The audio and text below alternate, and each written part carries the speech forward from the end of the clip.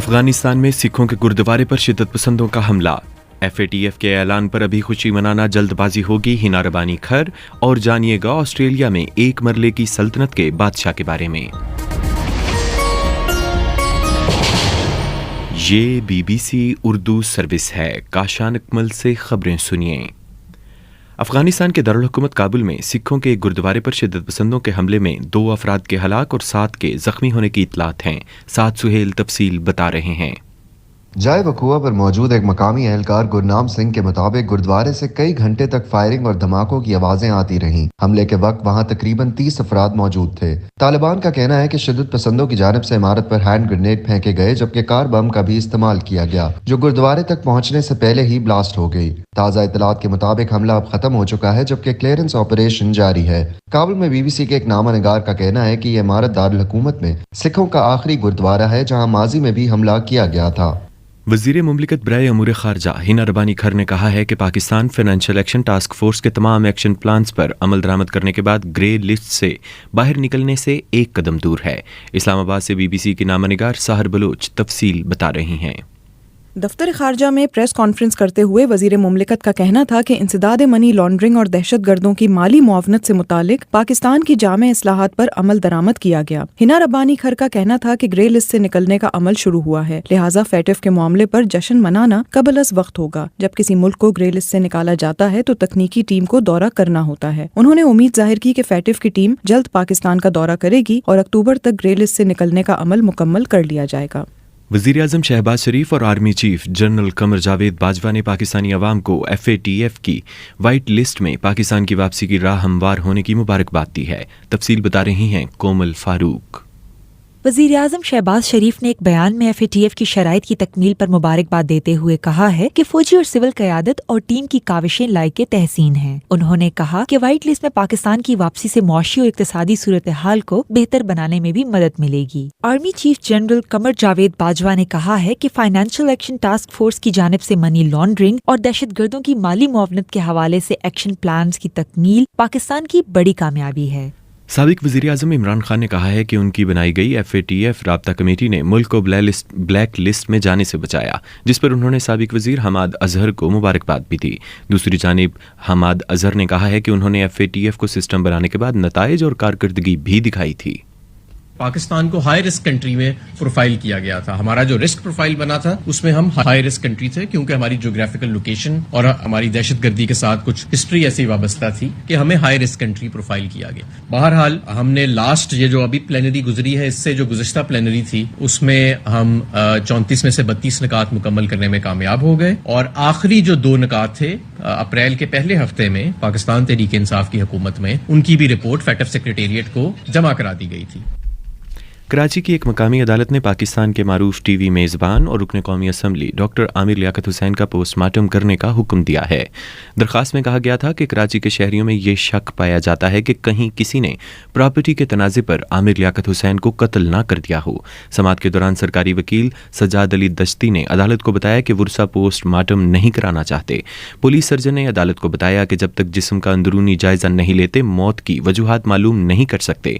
अदालती हुक्म के बाद अब ज़ाब्ते के मुताबिक मेडिकल बोर्ड बनेगा और कब्र कुशाई की तारीख मुकर्रर की जाएगी। सन 1981 में ऑस्ट्रेलिया के नौजवान जॉर्ज क्रोकशेंक ने और उनके 2 दोस्तों ने अपने घर के अकबी हिस्से के 10 मुरबा मीटर के टुकड़े को सल्तनत एटलांटिम का आर्जी इलाका करार दे दिया। इसकी कानूनी हैसियत तो कोई नहीं है, ताहम इसके बानी इस अमल से सदियों से चले आ रहे रियासती अंदाज़े हुकूमत को चैलेंज कर रहे हैं। तफसील बता रही हैं ताबिंदा कोकब।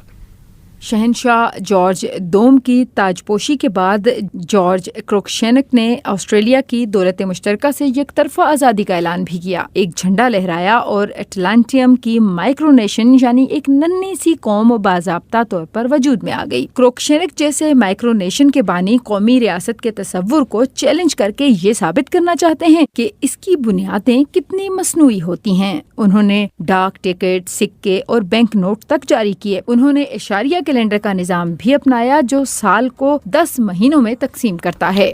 BBC उर्दू सर्विस में खबरों का सिलसिला अभी जारी है।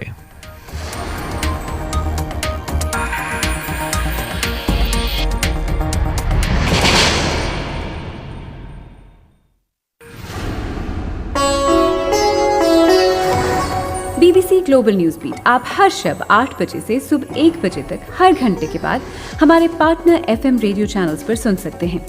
2.5 منٹ پر مبنی گلوبل نیوز بیٹ میں انٹرٹینمنٹ، سائنس، ٹیکنالوجی اور سپورٹس کے علاوہ ملکی اور بین الاقوامی خبریں شامل ہیں. گلوبل نیوز بیٹ بالخصوص نوجوانوں کے لیے ترتیب دیا گیا ہے. یہ خبریں آپ BBC اردو سروس سے سن رہے ہیں. صوبہ بلوچستان کے ضلع ہرنائی میں روڈ کے ایک منصوبے پر کام کرنے والے مزدوروں کے کیمپ پر نامعلوم مسلح افراد کے حملے میں 2 مزدور زخمی ہو گئے ہیں جبکہ متعدد لاپتہ ہیں. تفصیل بتا رہے ہیں کوئٹہ سے محمد کاظم. یہ حملہ ضلع ارنائی میں چپر رفٹ کے علاقے میں کیا گیا. بلوچستان کے ایڈیشنل سیکریٹری داخلہ ہاشم خان غلزئی نے بتایا کہ اس علاقے میں مزدور ارنائی روڈ پر کام کر رہے تھے.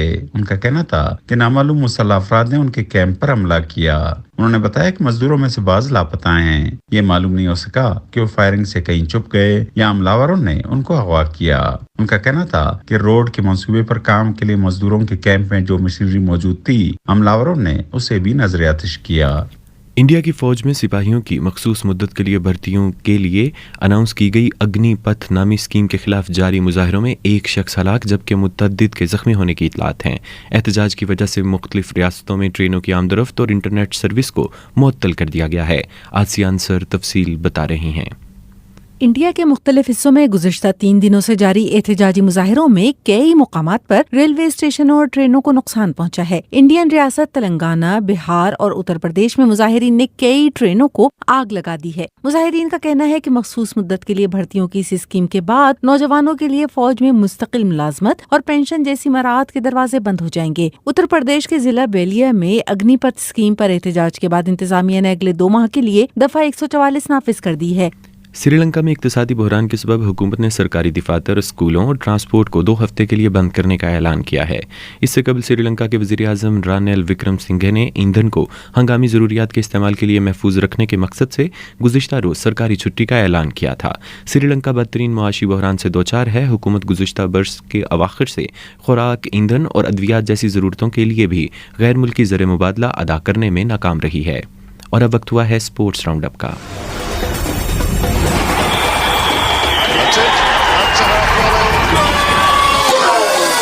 کھیلوں کی خبروں کے ساتھ آپ کی خدمت میں حاضر ہیں. میں ہوں عبید مالک.